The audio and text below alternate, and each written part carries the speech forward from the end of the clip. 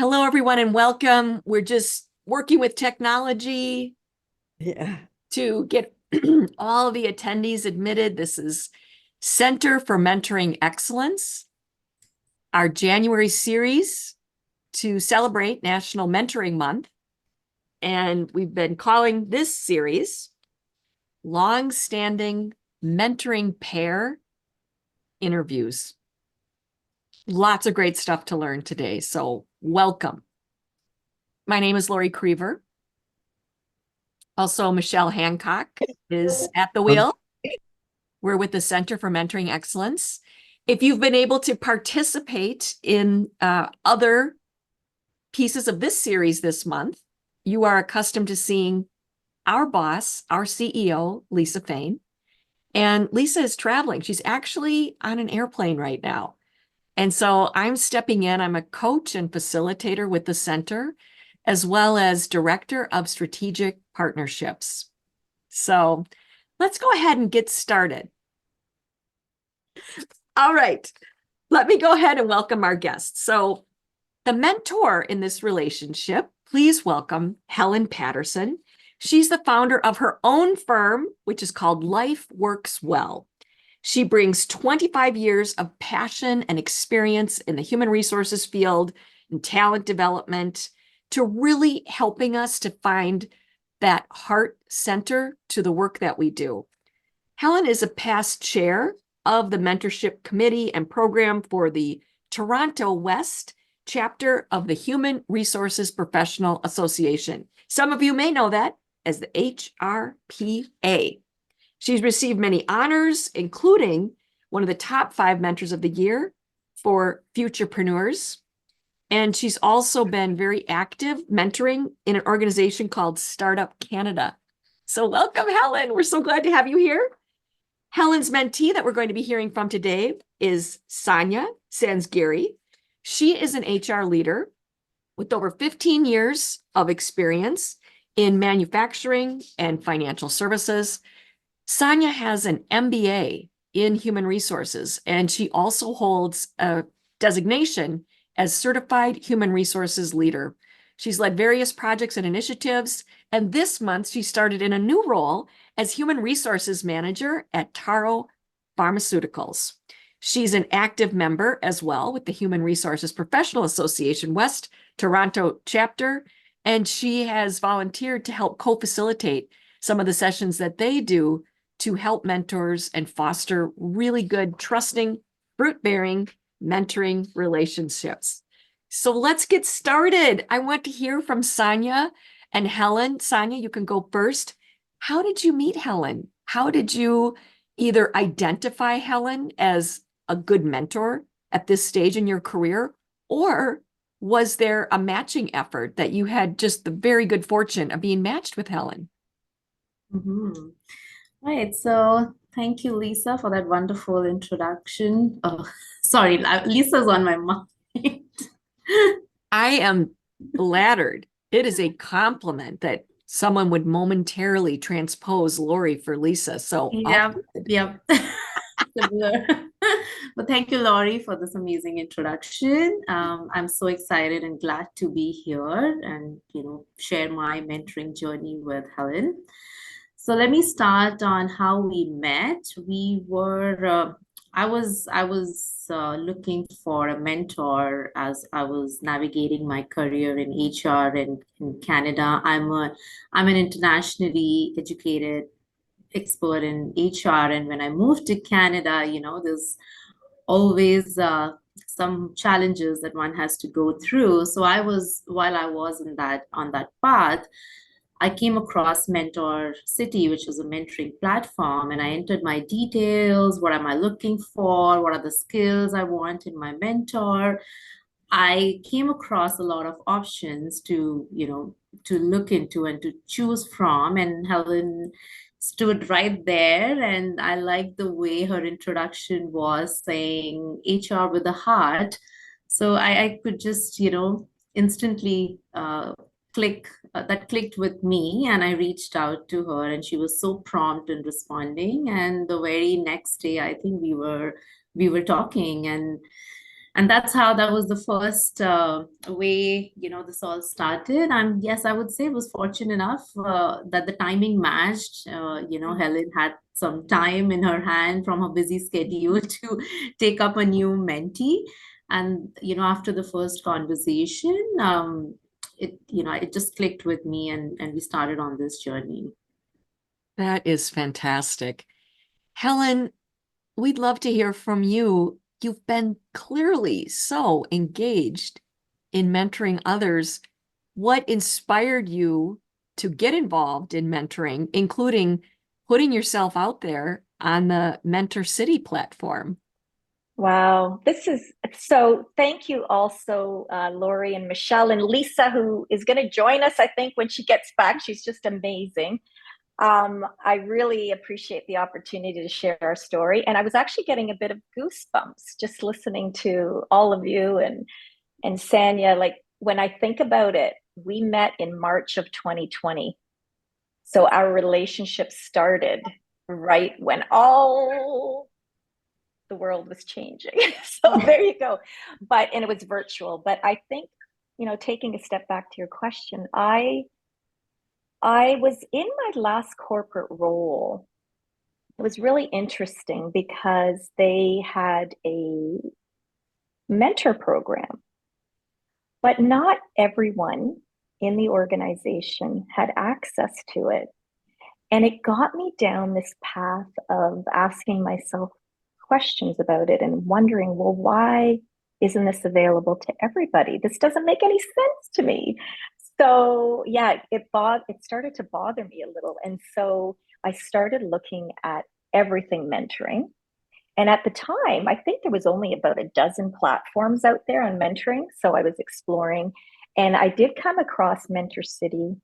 Originally, they have a free mentor component where they give back to others. So anyone in the world can use Mentor City and try to find someone. So I explored that first. So that was really my first foray into what I would say my journey into more mentoring. And then when I decided to go all in volunteering with the HRPA, it so happened that that was the platform they used. So I thought, you know what, I'm going to put my name in the mentor platform for the HR Professional Association. I have a lot of wisdom to give back.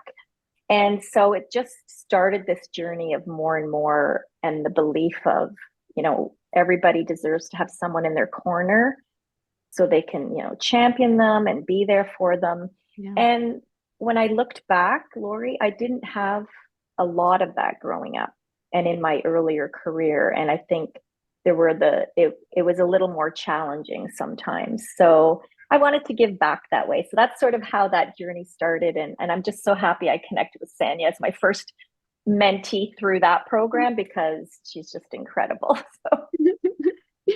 That is so inspiring. And I want to affirm personally what you said, Helen, that in my corporate experience, I also observed a mentor program that was pretty exclusive, set up for so-called identified talent or so-called rising stars. But then I ran a mentor program that was ecumenical. It was truly open to anyone. So those of you that are in our discussion today, if you have a chance to influence a mentor program, I guess my wisdom is a lot of talent perhaps is showing up at work more like a diamond in the rough. Just doesn't quite have that polish yet to be so visible that they're identified, right, as this rising star, but they're amazing. They're bringing so much ability and hard work to their role, and could be, with the right guidance and mentoring, definitely grown into just an even better asset for your organization. Thoughts on that, Helen or Sania? You want Go to go? ahead, Sania. Okay. Yeah, I absolutely resonate with that thought. There's a lot of talent out there. It's just, sometimes that visibility is not there, or you don't really know what value you can bring to the table. So, the programs like mentorship, they do help you elevate from where you are, look into the direction that possibly you haven't seen so far, and gives a very different perspective. And I'm talking from my own experience. That's what mentorship did for me. I mean, Yeah. it's, you sometimes try to be in a comfortable position, or there are thoughts whether I'm good enough, but that kinds of pulls you out of that well and makes you shine. So I think these programs are definitely required.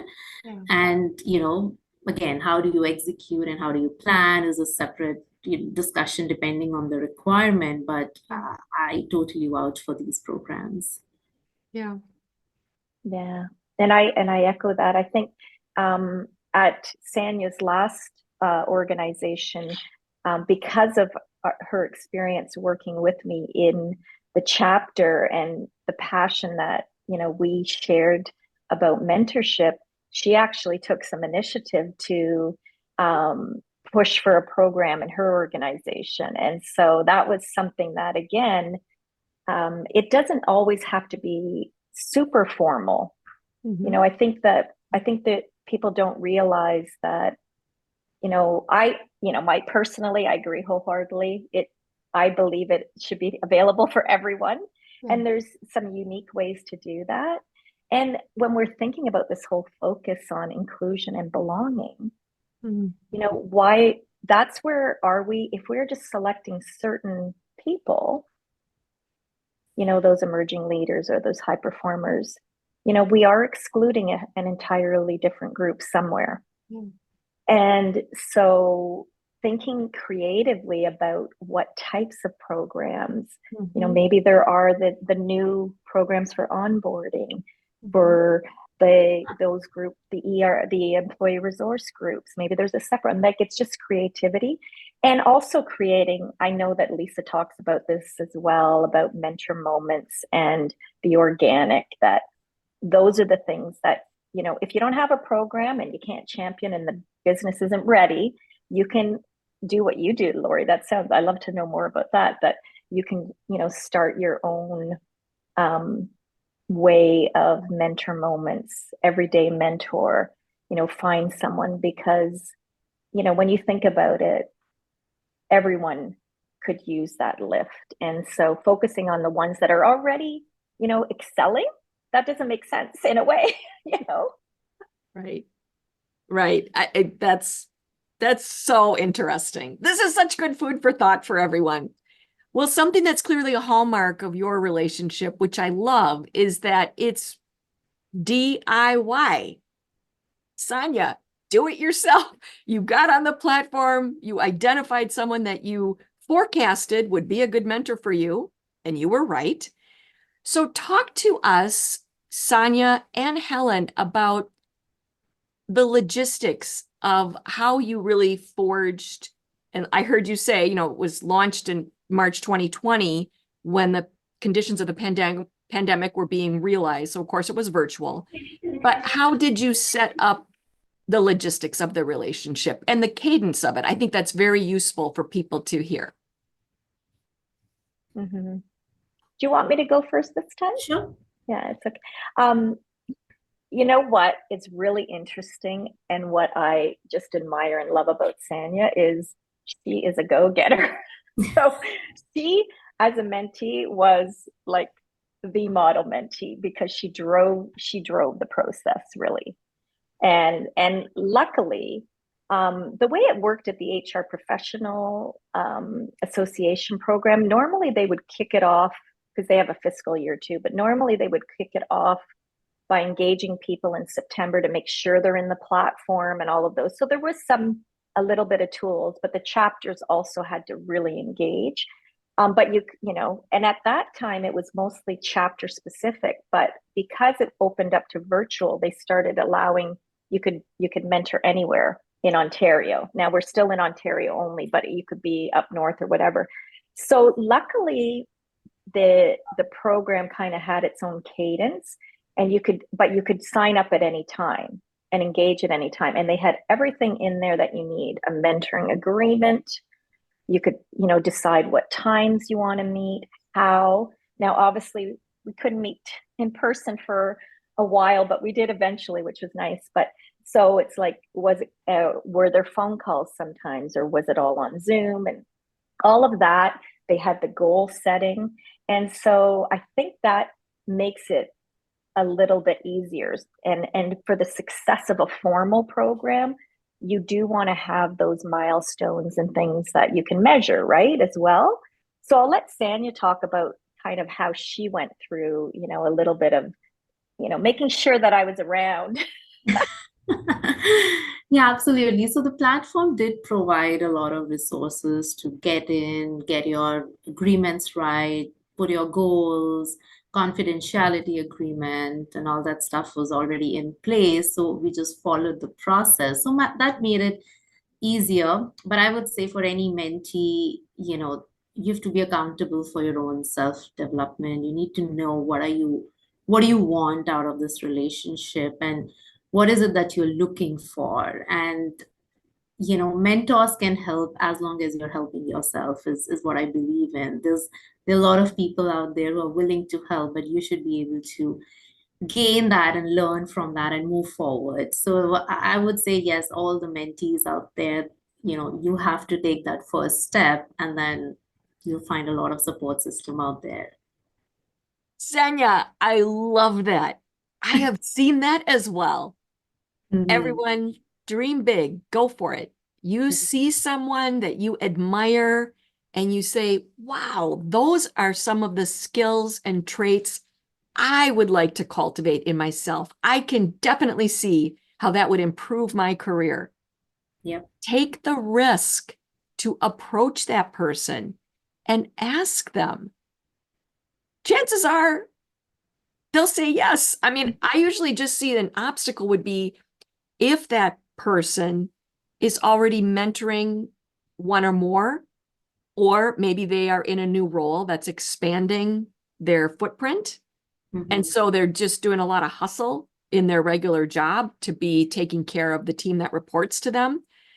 But gosh, there's a saying I bet a lot of us have heard, which is the answer is always no if you don't ask. So thank you for that. Well, now it's 2024 and you've been together since 2020.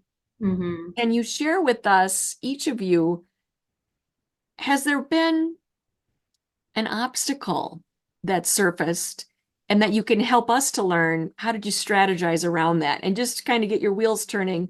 I know sometimes what we see working with mentors and mentees at the Center for Mentoring Excellence is that it's scary to be vulnerable as the mentee and really truthfully disclose to your mentor what's tripping you up, or maybe you inadvertently created a not good situation at your job. You hit reply all on an email that you meant to only hit reply. I mean, I think this is pretty relatable, but that's something that we really, really work on, helping to get the partners in a very good, safe space so that those deeper, more meaningful discussions can take place. So that's just one. That doesn't have to be a challenge or obstacle that you had, but share something like that's would be helpful for us in case we run into a challenge like this. Okay. So I think, yeah, when you start talking about the challenges, sometimes it's you're not sure what kind of information to disclose or what to discuss. But I think that eventually happens when you get that trust with your mentor. I would say these discussions didn't really happen in the first few meetings until, the first few meetings were more of general stuff. How do I navigate my career? What are some things to do? But as you start getting that comfort, then you're okay to share that information. So like, for example, I was, just doing my designation, and I was all ready to go and prepare everything. And I was like, Helen, do you mind having a look at it? Do you think I'm missing out on anything? So that was a lot of information that I shared with her, but only after, a year or so in that relationship, that I knew she's there to help me out and will be there to support if I'm missing out on any information. Mhm. So yeah, so I would say that's how that trust and sharing of common values has to be there. Not every relationship is successful, and I've seen a lot of short-term relationships where you actually talk about a certain challenge and then get out of it and then move on. But sharing more information, I believe, happens when you know and when you trust your mentor and the value system that you both belong to, and then, go from there. I don't know, Helen, what do you think? Very wise. Yeah. Oh yeah, and I think the challenge for us was a lot of times, you meet someone in person first, and so you can really feel the connection. You're in the space together. I think it would allow personally for maybe getting to that trust point earlier, because starting when you're just on a machine, a laptop, and you haven't really, this is the first time you're meeting someone, it was a little bit, I would say, a little more difficult to kind of get that, feel that energy connection, which you can still, but it's, so I think that probably might have impacted a little bit. And also, how much to share. I think that luckily with Sania, she was very clear on her goals and her why. So what is it I want to get out of this relationship? What's my why for next too? And so as we started to make it more fun and get to know each other personally, we did this vision board exercise for mentors and mentees at our chapter. It was something that the prior chair had started, of the director of mentorship, and then we just kept building on it. And Sania and I ended up doing that after too. But I think, when you start to bring in a little bit more of the personality, the creativity, I think that really helps with the connection. So really, I think we've been pretty blessed. I mean, we've been really blessed because we were both committed, which is another key success factor, right? The commitment's there, not letting meetings slide, not canceling. And I've had other mentees that, did that. They just, they would get so, caught up in what they had to do versus giving themselves really that time and space to really keep moving forward. And I wasn't going to chase everybody down because, I mean, I'm here, for you. So that, I think, having that really helps too, because it's easy to just say, oh, I can't make the meeting. Too many other things are going on. And but other than that, I think, as I said, I think we've been very lucky. Well, I'm hearing some very helpful themes and guidance, Helen and Sania, and what you're saying, that mentee drives the process. Sometimes that seems counterintuitive to people in a mentoring relationship, but the mentee is the one that theoretically stands to gain the most, right? And the mentor is there to help. Like Helen's saying, I'm here, I'm willing. So mentee drive the process. Mentee's committed, is showing up and being consistent with the appointments. And also, Helen, I heard you speak to the mentee that has some clarity around what they want to get from working with you. Of course, that can morph and evolve as the industry changes, as things happen, some of us on this webcast today, we were around when email was invented. I mean, that was just like a complete game changer, right?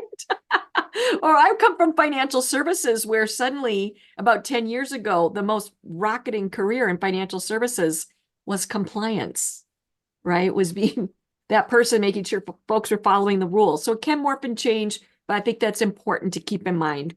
So here's my next question, and I would like to start with Helen.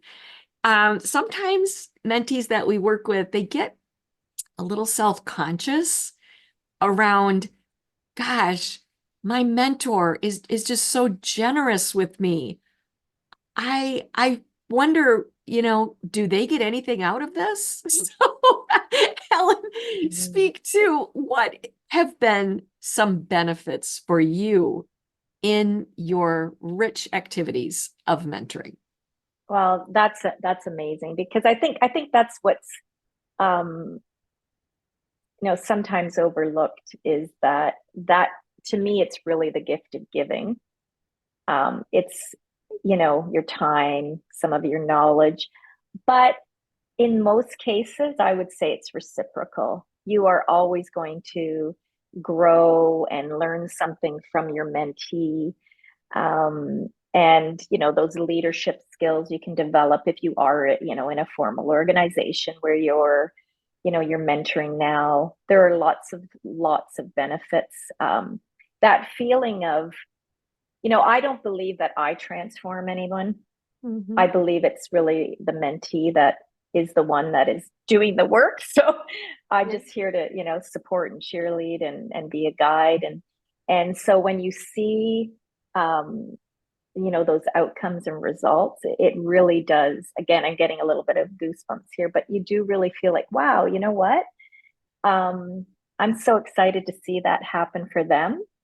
But I feel also blessed that I could be part of that. And when I think back of Sania's goals, and I said the go-getter at the beginning, it's just been amazing to see how focused she can be, and her clarity and her why and what she wants next.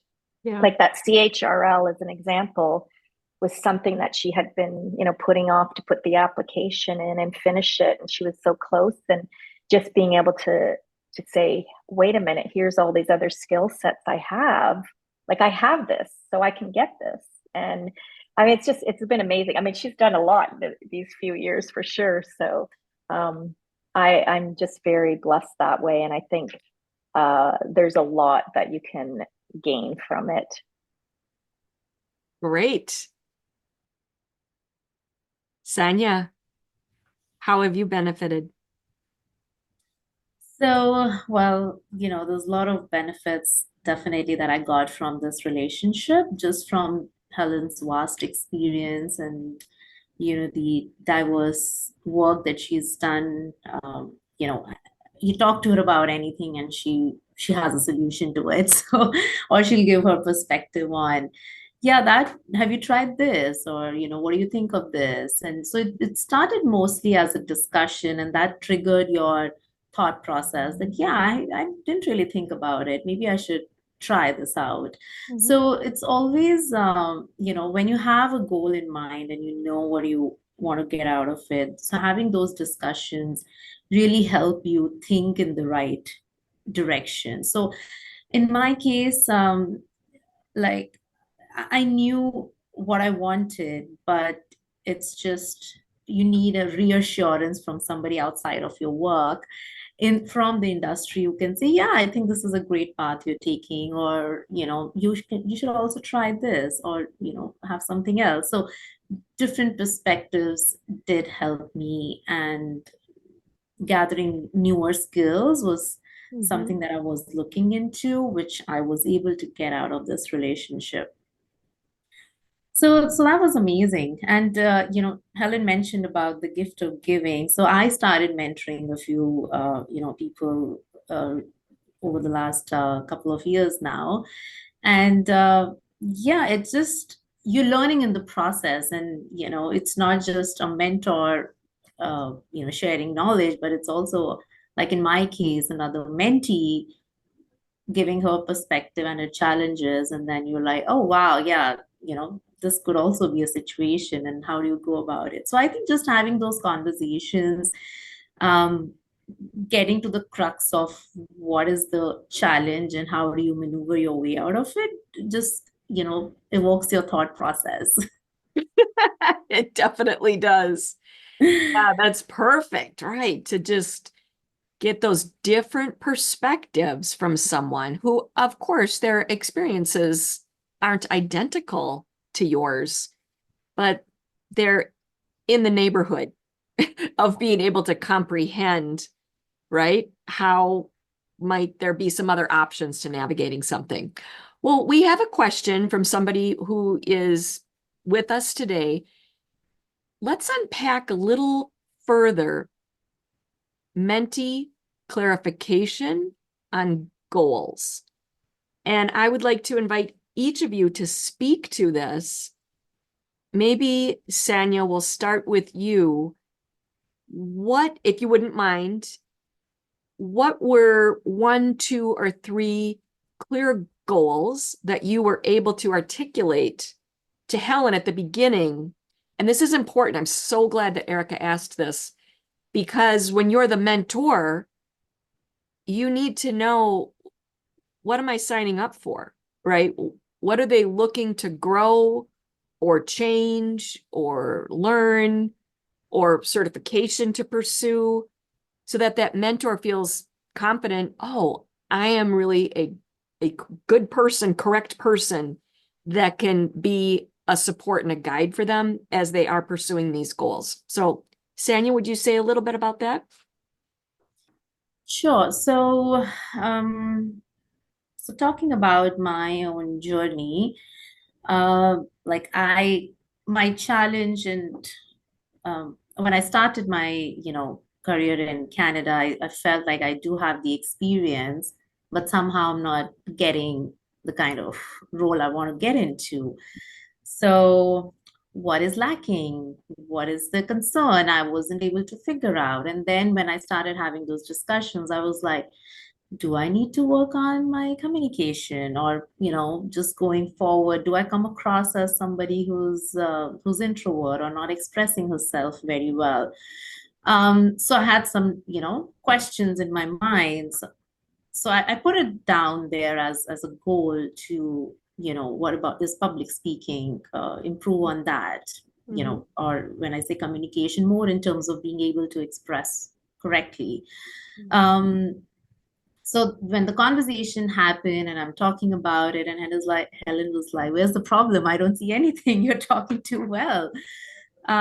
But that's where she introduced me to some forums where I can go and, talk about other topics, because you might not get every opportunity in your workplace to be a public speaker or talk on something while Mhm. you're interacting in more team environment. How do you improve on your public speaking skills was one, and that's where we did uh, co-hosted a couple of programs together. So that gave me that exposure and understanding to do more. So that was the that was something I gained out of it, and Helen obviously has the was at that position where she could introduce me to those programs. So that's how I benefited from that relationship. But it was one step at a time, not really identifying 1 year goals, but 3 month plans. Over the next 3 months, what should we do to achieve this milestone, and then going forward. So we set smaller milestone and then kept evolving as we went through it. That is so helpful. Mhm. I call that your right now overarching career aim. So it's something present for you in the now.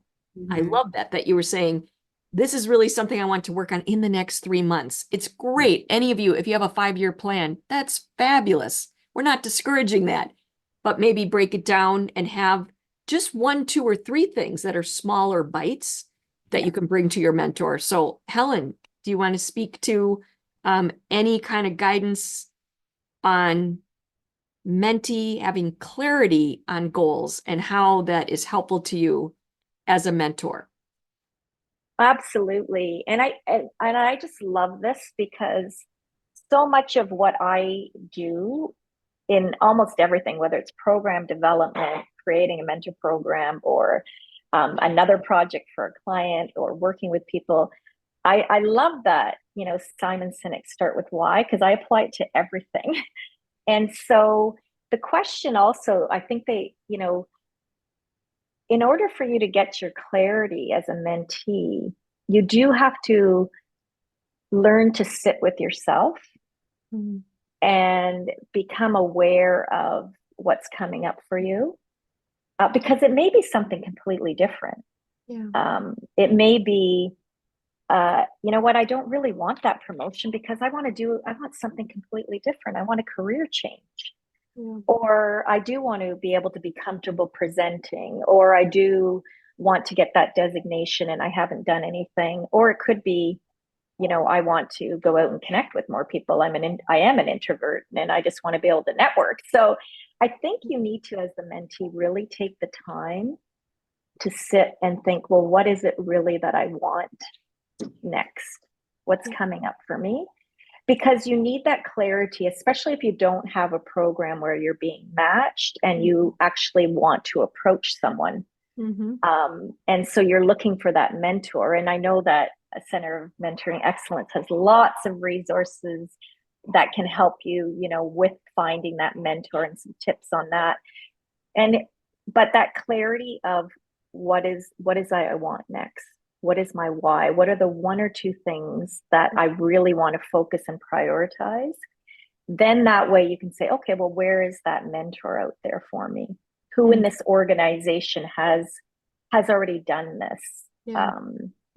Has done a career change, or I'm in finance and I want to do marketing. I don't know if that would ever happen, but anyway, for the point, it's just being really clear.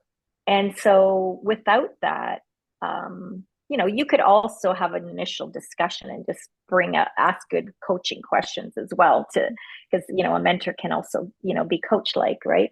To help that mentee find what's coming up for them as well. But I really think knowing and being clear on that is going to help you find that right person. And when Sania mentioned, she's had a lot of goals over the last few years, and as I said, she's achieved because she broke it down. But think about wanting to get speaking opportunities or even just presentation skills and things like that through the pandemic when everything was online. So creativity and like what's Toastmaster offering right now. So again, brainstorming together. But I think that's, I think it's what you said earlier too, Lori, that real clarity is so important, because then well, where are we going together? Erica, I hope that's helpful to you, that you can make this approach to the person that you've identified that you believe would be a very good mentor for you, to just be able to state, as Helen is saying, even just 2 goals, 2 development objectives that you have, and maybe framing it as you can observe that the mentor has some mastery in these areas that you're looking to cultivate in yourself. And would they be up for having a discussion with you? Sometimes I think a step can be, if it's a stranger, is perhaps see if they would be willing to grant you 30 minutes for an informational interview. So then you have time on their calendar, whether it's virtual or see them in person, to invite them to share more about their career journey. And then in that, if you're feeling like there's some good chemistry, then at the close, then you could say, I've really enjoyed this. And, so much of what you're sharing, this is what I want to work on myself. Would you be open to doing some mentoring with me? And we could come together, once a month, or, just position it that way. I think it'd be a way to maybe break the ice. And importantly, you're the shopper here as the mentee. So you want to pick someone, that you will have good chemistry with. And I think maybe a good metaphorical relationship would be college roommates. Sometimes you just get matched with whoever, but if your college experience included living in a dorm, it can be really great to have a roommate that you can have agreements that each of you can easily keep, and that there's good chemistry between the two of you. All right. We are coming to our time where we're going to wrap it up. I know that so many of you, this is a beautiful break in your workday. And Sania and Helen, you've both been so generous with your time and sharing things with us. Walter, I see your comment. Glad that you were able to be here. Sania and Helen, I want to give you each an opportunity to just give a 1, 2, or 3 sentence kind of closing thoughts of inspiration for the folks that are with us today. It's been so great hearing from both of you. Okay, I'll go ahead. First of all, thank you again, and everybody that came today. I can't I'm so, got the wrong words, but I am such a proponent of the beauty and gift of mentoring. It really is a two-way street. While you set out to, give your time and knowledge, you do really get so much out of the relationship. And I love what Sania said about she's also a mentor now, because I truly believe in that ripple effect, and that, just find the time and don't be afraid to reach out to someone if you are looking for a mentor. Most people that are very open to being a mentor. So I wish everyone the gift of it. And I really wanted to say thanks again for allowing us to share our story today. Great. I thoroughly enjoyed this session. I was a bit nervous in the beginning, but I would say I've really enjoyed talking about this experience. Um, just parting thoughts, when I entered into this mentoring relationship and I was looking out for mentors, I realized that there are a lot of people out there who are willing to help and support, and they take pride in giving knowledge and information. So kudos to all the mentors. And I think the owners really, I truly believe it's the mentee who can gain as much as they want to in this mentoring experience. So put some thoughts to it, jot down what you need to achieve. It could be a small goal or a big one, but there are always ways to address those and reach your goals. So it's a beautiful journey, I would say. A lot of learning and growth for both mentees and mentor. All the best. Well stated. That is great. Well, everyone, on behalf of Michelle and I and the entire team at the Center for Mentoring Excellence, thank you for joining us in today, which is our final session for this series, celebrating January as National Mentoring Month. Thank you again, Sania and Helen, and everyone, have a great day. Till we see you again.